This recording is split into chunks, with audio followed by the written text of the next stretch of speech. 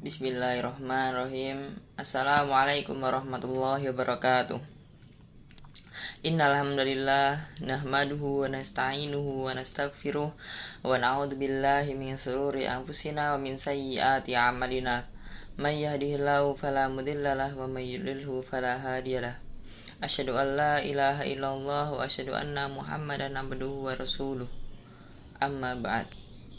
Pertama-tama, marilah kita panjatkan puji syukur kita atas kehadirat Allah Subhanahu wa taala yang telah memberikan rahmat-Nya serta karunia kepada kita sehingga kita dapat menjalankan kehidupan ini dengan sehat walafiat. Kedua kalinya tak lupa sholawat serta salam tetap tercurahkan kepada Nabi besar kita Nabi Muhammad SAW yang telah membawa risalahnya dari zaman kegelapan hingga zaman yang seperti saat ini.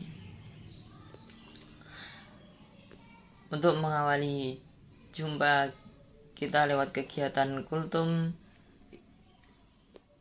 ini, pidato singkat ini, marilah kita bersama-sama mengungkapkan puji syukur atas kehadirat Allah Subhanahu wa taala, karena dengan limpahnya rahmat-Nya kita semua dapat mengikuti acara Baitul Arqam ini tanpa ada halangan suatu apapun. Sholawat dan salam tetap tercurahkan, mudah-mudahan tetap terlimpahkan kepada junjungan Nabi Muhammad SAW. Manusia dalam menempuh perjalanan hidup ini tidak lepas dari apa yang dinampakkan liku-liku cobaan hidup. Ujian silih berganti, baik berupa kemiskinan, kesengsaraan, dan berupa penyakit.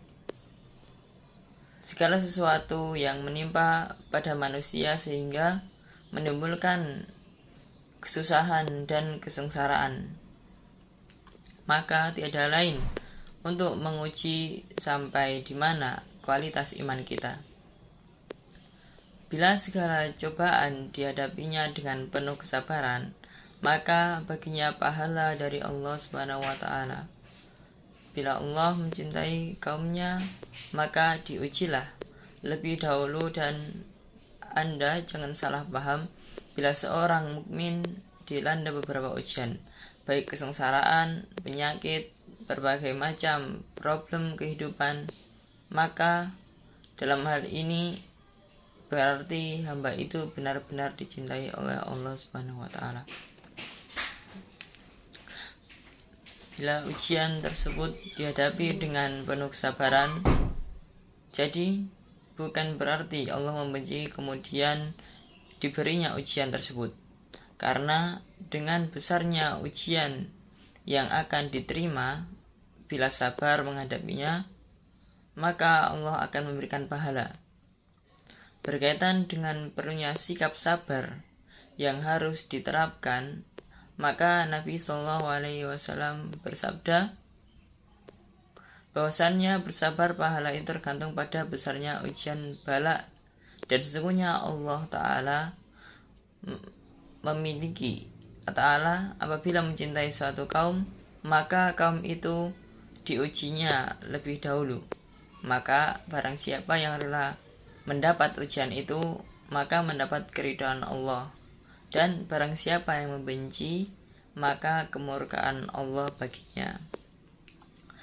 Juga sabda Nabi SAW dalam hadisnya berkait keutamaan sabar. Sabar adalah bagian dari iman, merupakan kepala dari tubuh. Dengan ujian yang menimpa pada seorang, maka haruslah kita terima penuh kesabaran. Bila seorang mendapat cobaan, kemudian dihadapi dengan rasa benci, maka kemurkaan Allah yang akan menimpa. Dan sabar itu ada 3 bagian. Yang pertama yaitu sabar mematuhi ketaatan Allah Subhanahu wa taala, perintah dan larangan Allah Subhanahu wa taala, yaitu wajibnya kita untuk menaati apa yang diperintahkan oleh Allah seperti kewajiban sholat dan lain-lain. Yang kedua, sabar terhadap musibah atau cobaan yang menimpa.